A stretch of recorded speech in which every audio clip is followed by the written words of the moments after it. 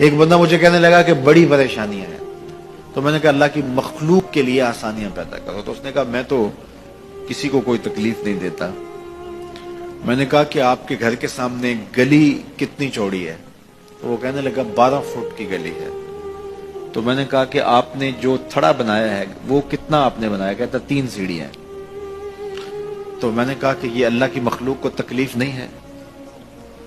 12 fit کی گلی ہے، لوگوں کی بیچاروں کی کبھی گاڑیاں بھی گزرتی ہیں، جنازے بھی گزرتے ہیں، اور تم نے 3 سیڑھیاں اس گلی کے اندر رکھی ہوئی ہیں، اور تم سمجھتے ہو کہ میں کسی کو تکلیف نہیں دے رہا. تم لمحہ لمحہ اللہ کی مخلوق کو تکلیف دیتے ہو.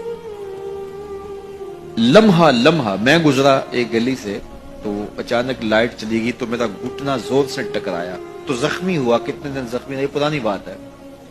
تو وہ کسی نے اپنے گھر کے سامنے 3 فٹ اونچا گٹر بنایا ہوا تھا. 8-10 فٹ گلی ہے اور 2 فٹ کا گٹر اونچا بنایا ہے، اور گلی سے ہم جا رہے ہیں تو گھٹنا لگا اور زخمی ہوا.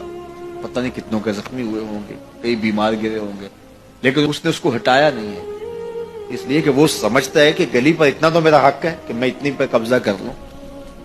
تو وہ اللہ کی مخلوق کو تکلیف دے رہا ہے، اللہ کی مخلوق کو اذیت پہنچا رہا ہے. اپنی موٹر اس نے باہر لگائی ہے، 10 مرلے کا مکان ہے، سب کچھ اس کے مکان کے اندر موجود ہے. اس نے ایک جگہ واش روم بھی اس نے بڑا چوڑا لمبا بنایا ہوا ہے، لیکن 3 سیڑھیوں کے لیے اندر جگہ نہیں ہے، 3 سیڑھیوں کے لیے باہر اللہ کی مخلوق کو تکلیف دے رہا ہے. تو اللہ کی مخلوق کو جس قبیل سے بھی آپ تکلیف دو، آپ اگر اونچی آواز کرتے ہو جس سے ہمسایہ تنگ آتا ہے، تو یہ بھی اللہ کی مخلوق کو تکلیف دینے کے مطلب. ہمارے دین نے تو ہمیں کس قدر آسانیاں سکھائی ہیں، کس قدر سہولتیں ہمارے دین نے ہمیں دی ہیں، اور لوگوں کی جان سوکھی رہے، لوگوں کو تکلیف میں مبتلا نہ ہونے دیں، لوگوں کو اذیت میں مبتلا نہ ہونے دیں. میں تو یہ بھی دیکھتا ہوں کہ لوگ 12 فٹ کی گلی ہے اور اس کے اندر دکان ہے، تو سامنے اس طرف کا جو ہے وہ موٹر سائیکل کھڑا کر کے تو اندر سے جو ہے وہ کوئی چیز خرید رہے ہوتے ہیں. تو باہر سے کوئی بیچارہ آ کے ہارن دے رہا ہو، اور کھلو جا، کوئی نہیں ٹکالی پہ.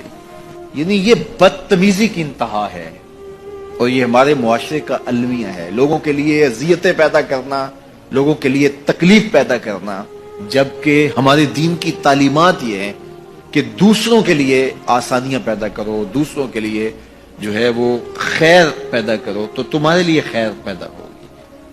تو اس لیے فرمایا گیا کہ جس نے کسی شخص کے لیے آسانی پیدا کی تو اس کے لیے بھی آسانی پیدا ہوگی، لیکن صرف دنیا پہ نہیں ہوگی بلکہ اس کے لیے اس کے بدلے میں آخرت میں بھی آسانی پیدا ہوگی.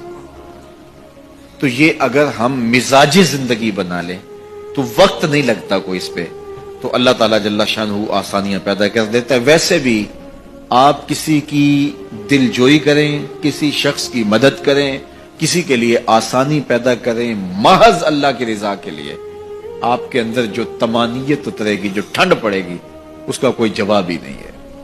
تو لوگوں کے لیے آسانیاں پیدا کریں.